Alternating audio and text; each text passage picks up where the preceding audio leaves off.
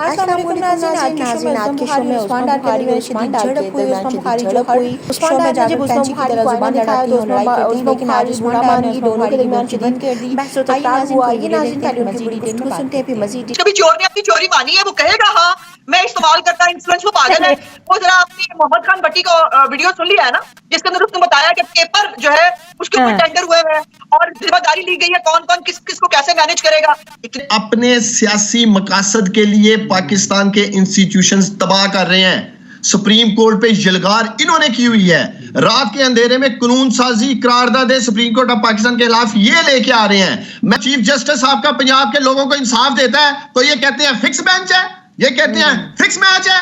क्या वो इमरान खान की नहल ही खत्म कर रहे हैं? जो ये नहल अब्सकॉन्डर इश्तिहारी भगौड़े नवाज शरीफ के लिए कानून साजी लेके आए हैं।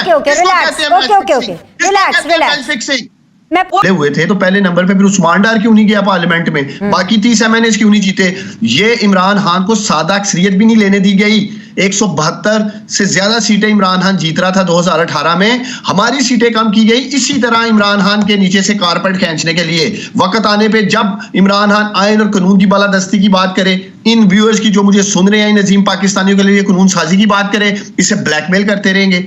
आम आदमी जो पिस के रह गया महंगाई में, जो मुआशी कत्ल इन्होंने किया नजीम पाकिस्तानियों का, उस हवाले से कोई ये कानून साजी या कोई करारदाद लेके आए हैं? आम आदमी के स्पीच दी जस्टिस के लिए कोई करारदाद लेके आए हैं? मुझे बताएं।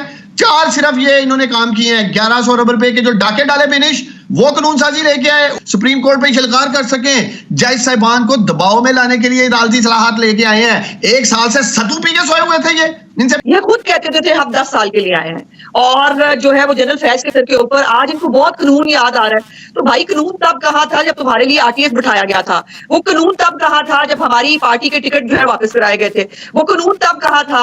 आप अपनी एक सीट का रोना रो रहे हो आज। हमारी जो है बहुत सारी सीटें, हमारी कम से कम 67 ऐसी सीट थी अभिनेश, जिसके अंदर मुश्तरक वोट जो है वो जीत के मार्जिन से ज्यादा थी। डबल ठप्पे लगाकर हमारे पोलिंग एजेंट्स को बाहर निकालकर जो है वो डबल ठप्पे लगाकर हमारे वोट कैंसिल किए गए। ये आज मासूम बना हुआ मेरा भाई। इसकी मासूमियत पर बंदा क्या ही कहे कि जो ये हम जो है वो आज दावे कर रहे हैं, हम तो जो है वो अवाम की कुव्वत से आए थे। और भाई खुदा का खौफ करो, पूरी दुनिया जानती है तुम सिलेक्टेड वजीर आजम थे, और सिर्फ पाकिस्तान में नहीं दुनिया के बाहर भी लोगों ने कहा है कि ये सिलेक्टेड वजीर आजम है। दूसरी बात ये जो सुप्रीम कोर्ट के हवाले से पहले बाजवा साहब की एक्सटेंशन पे बात कर लेते हैं। मेरे प्यारे भाई को ये भी याद करा दो, बाजवा साहब को एक्सटेंशन पहले दे दी थी।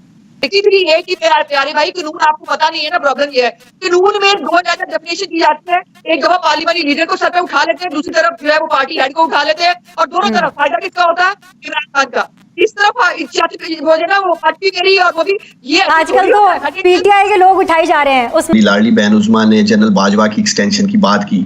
जिस एक्सटेंशन की पाकिस्तानियों ये बात कर रही हैं, उसमें खुद लाइन में लग के पार्लियामेंट में सारी हाजिरी थी उस दिन PMLN की पाकिस्तान की, लाइन में लग के जनरल बाजवा की एक्सटेंशन का इन्होंने वोट दिया था, जो हमें ताना मारा जा रहा है शायद हमने वोट दिया था।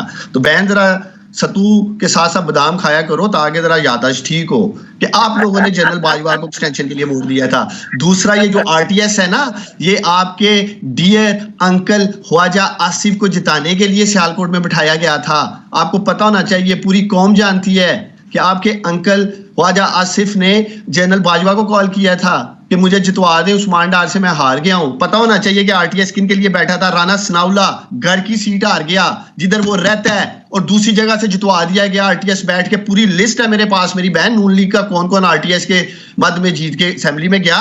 मैं आपको चैलेंज करता हूं उस्मा बुहारी को, ये कल दोबारा लेके जजमेंट साथ रुकनी जय साहिबान की आ जाए, मैं सियासत छोड़ जाऊंगा। बिनेश, ये नून लीग वालों का वतीरा झूठ बोलना, इनका वतीरा गुमराह करना।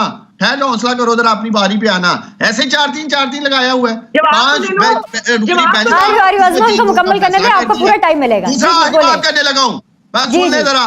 अगर इमरान खान सिलेक्टेड था तो मेरे भाई बहनी बहन तुम लोगों की कांपे क्यों उड़ांग रही हैं? अभी तो नायल हुआ ही नहीं, आपने रोना पिटना पहले डाल दिया है। इमरान खान को कौन सा रिलीफ नहीं मिला? 17 जो है मुकदमों के अंदर ना वो एक पेन ऑफ स्ट्रोक से जो है वो उनको दे देना जमानते, ये भी पाकिस्तान की कानून की तारीख में कभी नहीं हुआ था। और दूसरी बात ये है कि कितनी मेरे भाई को जो है ना वो भूल जाती है तारीख। हमें याद है वो साकिब निसार, याद है ना, जिसने आपको, अब तो वो कहता है मैंने पार्शल सादक और अमीन कहा था, और बाकी मामलात मैंने उसके देखे ही नहीं थे। लेकिन फैज हमीद कह रहा है हम फैसले जो है अदालतों से कराते थे। वो साकिब निसार याद है आपको? उसके बैठा ही हमारे लोगों को जो है वो नाहिल करने के लिए और प्रोजेक्ट इमरान खान को आगे बढ़ाने के लिए बैठा था। तो भाई तारीख तुम ना मानो, तुम ये जो मतलब हिस्टैरिक हो के करते रहो जो मर्जी, से सच्चाई बदल नहीं सकती। जनरल बाजवा साहब ने शहबाज शरीफ के साथ डील की थी कि नहीं की थी, इसका तो हाँ या ना में जवाब दे दें। मुझे प्रोग्राम क्लोज कर डील हुकूमत में आने के लिए जो इमरान खान साहब बता रहे हैं।